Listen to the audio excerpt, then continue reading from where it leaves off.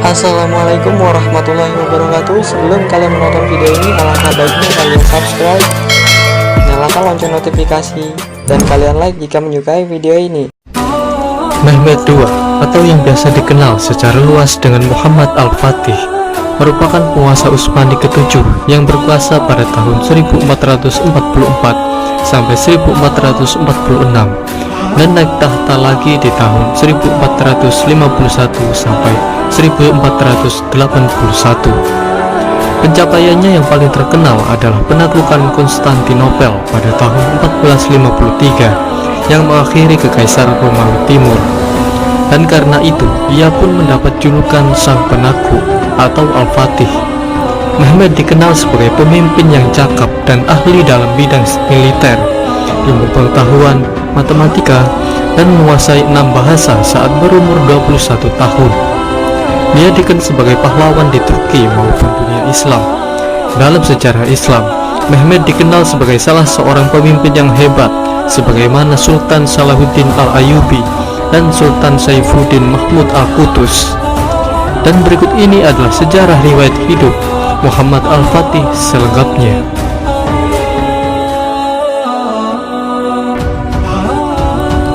Mehmed lahir pada tanggal 30 Maret tahun 1432 di Edirne, yang saat itu masih menjadi ibu kota Utsmaniyah. Dia merupakan anak dari Sultan Murad II dan Humah Hatun. Saat Mehmed berusia 11 tahun, dia dikirim untuk memerintah wilayah Amasya. Sultan Murad II juga mengirimkan banyak guru untuk mendidik putranya itu. Di antaranya ialah Molla Ghurani dan Syekh Muhammad Samsuddin bin Hamzah, yakni salah satu ulama berpengaruh kala itu. Beliau juga menjadi orang terdekat Mehmed, dan Syekh Samsuddin lah yang memperkuat keinginan Mehmed dalam penaklukan Konstantinopel. Setelah ayahnya mengadakan perjanjian damai dengan Kadipaten Karaman di Anatolia pada tahun 1444, Sultan Murad yang sebenarnya lebih tertarik dalam masalah agama dan seni daripada politik, turun tahta dan menyerahkan tahtanya kepada Mehmed yang saat itu masih berumur 12 tahun. Dengan situasi seperti ini, Wazir Agung atau Perdana Menteri saat itu, Chandarli Halil Pasha, memiliki kendali kuat atas negara. Walaupun begitu, pengaruh Halil Pasha masih tersaingi oleh Syekh Samsuddin yang sangat dekat dengan Mehmed. Pada periode pertama masa kekuasaan Mehmed, kekhalifahan Utsmani diserang oleh kerajaan Hongaria yang dipimpin Janos Hunyadi yang melanggar gencatan senjata yang tertuang dalam perjanjian Szeged. Dalam situasi yang genting ini, Mehmed meminta ayahnya untuk kembali naik tahta, tetapi Murad menolak. Sebagai balasan, Mehmed menulis surat yang berbunyi, "Bila ayah adalah sultan, datanglah dan pimpinlah pasukan ayah. Bila aku adalah sultan, aku memerintahkan ayah untuk datang dan memimpin pasukanku." Setelah menerima surat ini, Murad bersedia datang dan memimpin pasukan. Akhirnya, pasukan Utsmani berhasil mengalahkan pasukan gabungan Hongaria, Polandia, dan Walesia dalam pertempuran Varna di tahun 1444. Setelah peperangan, Murad didesak untuk kembali naik tahta oleh Chandarli Halil Pasha yang tidak senang dengan kuatnya pengaruh Syekh Samsuddin saat kepemimpinan Mehmed. Lalu Murad kembali naik tahta dan berkuasa hingga wafatnya pada tahun 1451. Sepeninggalnya, Mehmed kembali naik tahta dan dinobatkan di Edirne pada usia 19 tahun.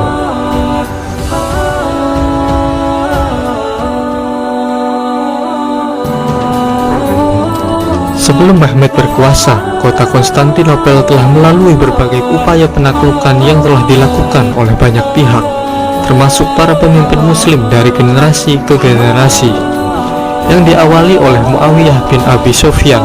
Namun semua upaya itu gagal. Meski begitu, sebelum tahun 1453, hanya satu kali kota ini berhasil ditaklukkan, yakni pada masa Perang Salib keempat. Tapi setengah abad kemudian, pihak Nisea berhasil merebut kembali Konstantinopel dan memulihkan kekuasaan Kekaisaran Romawi Timur di tahun 1261. Ketika Mehmed kembali naik tahta, dia memusatkan perhatiannya untuk memperkuat Angkatan Laut Utsmani untuk persiapan penaklukan Konstantinopel. Kemudian Sultan Mehmed membangun benteng Rumeli Hisari di tepi Selat Bosporus. Karena dengan adanya benteng ini, Utsmani bisa memiliki kendali penuh atas Selat Bosporus. Setelah pembangunan benteng, Mehmed memerintah pemungutan pajak pada setiap kapal yang melewati selat. Namun pihak Venesia mengabaikan peraturan tersebut, dan akibatnya kapal mereka tenggelam hanya dengan satu tembakan meriam, dan semua awak kapal yang selamat dihukum penggal, kecuali kapten kapal yang jasadnya dipajang sebagai peringatan bagi mereka yang melewati selat. Saat pasukan Utsmani bergerak menuju Konstantinopel, Syekh Samsudin menemukan makam Abu Ayyub Al-Ansori, seorang sahabat Nabi yang meninggal dalam pengepungan Konstantinopel di abad ke-7. Pada tahun 1453, Sultan Mehmed memulai pengepungan Konstantinopel dengan pasukan berjumlah antara 80.000 sampai 200.000 orang, artileri dan 320 kapal. Dan pada awal April, upaya penaklukan Konstantinopel pun dimulai.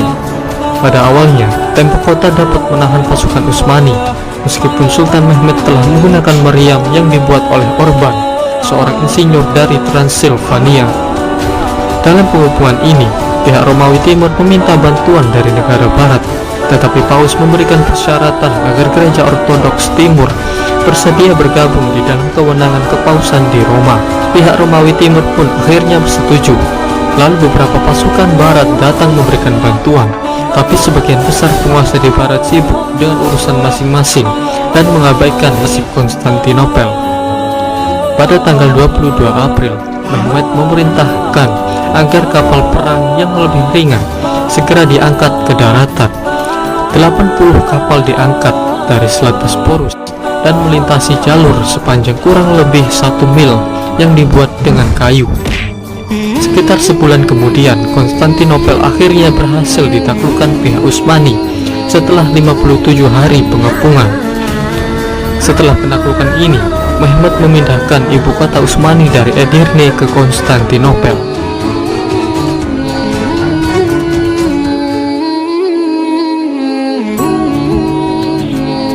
Setelah mengambil alih kepemimpinan Konstantinopel, Mehmed mengubah Hagia Sophia yang awalnya adalah Basilika Ortodoks menjadi masjid.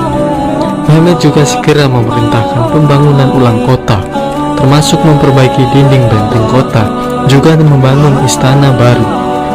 Mehmed juga memerintahkan pendirian bangunan muslim dan komersial seperti Masjid Rum Mehmed Pasha.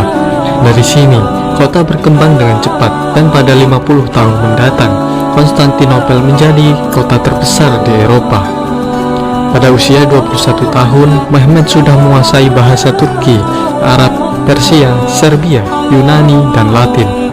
Mehmed sendiri juga seorang penyair dan menulis dengan nama samaran Afni atau Sang Penaut. Pada masa kekuasaannya, Mehmed mengumpulkan para ulama dan turut menyaksikan diskusi mereka terkait permasalahan agama. Ilmu matematika, astronomi, dan agama mencapai titik puncak pada masanya. Mehmed mengundang ilmuwan dan astronom muslim di istananya. Ia juga mulai membangun universitas, masjid, air mancur, dan istana Topkapi. Di sekitar Masjid Fatih, Mehmed memerintahkan pembangunan 8 madrasah yang selama seabad menjadi lembaga pendidikan Islam tertinggi di Kekaisaran. Mehmed kemudian membangun dinding untuk menutup istananya. Tidak seperti pendahulunya, Mehmed tidak lagi dapat dijangkau oleh kalangan umum maupun pejabat rendah. Dalam masalah keagamaan, Mehmed memberikan ruang kebebasan beragama pada rakyatnya yang majemuk, asalkan mereka mematuhi perintahnya.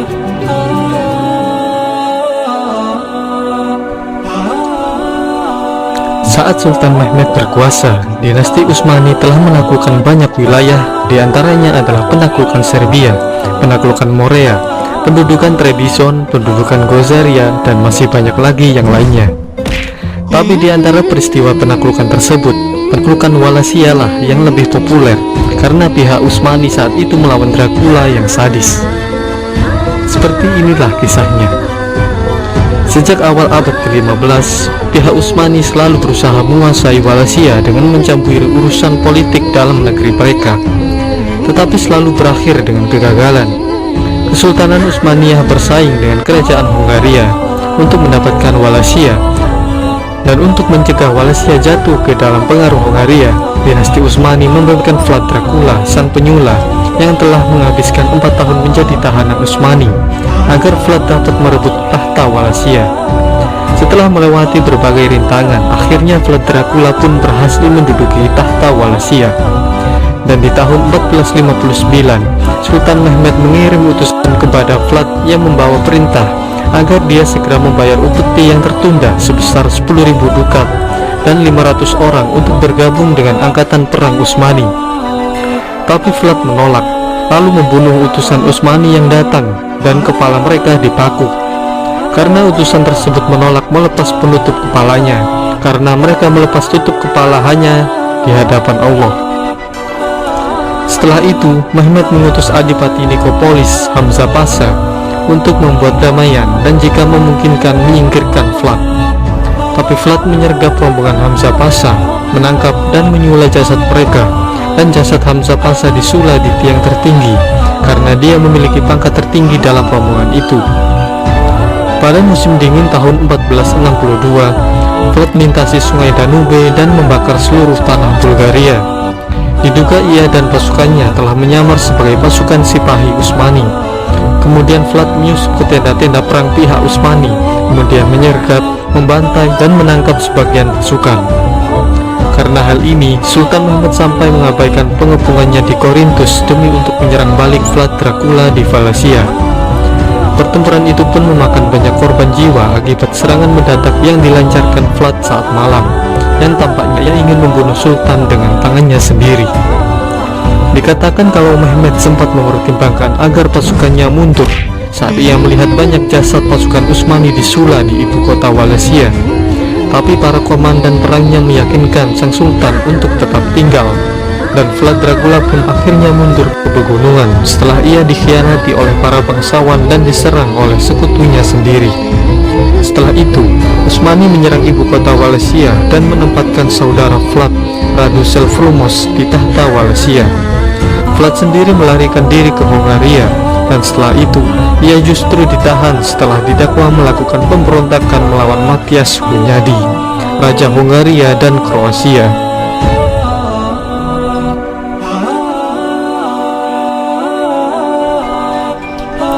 Di tahun-tahun terakhir kepemimpinan Sultan Mehmed, pasukan Utsmani di bawah kepemimpinan Gedik Ahmed Pasha menduduki Otranto di Italia Selatan pada 1480. Tapi akibat dari kekurangan makanan, sebagian besar pasukannya mundur kembali ke Albania dan meninggalkan 800 infanteri dan 500 kavaleri untuk mempertahankan Otranto.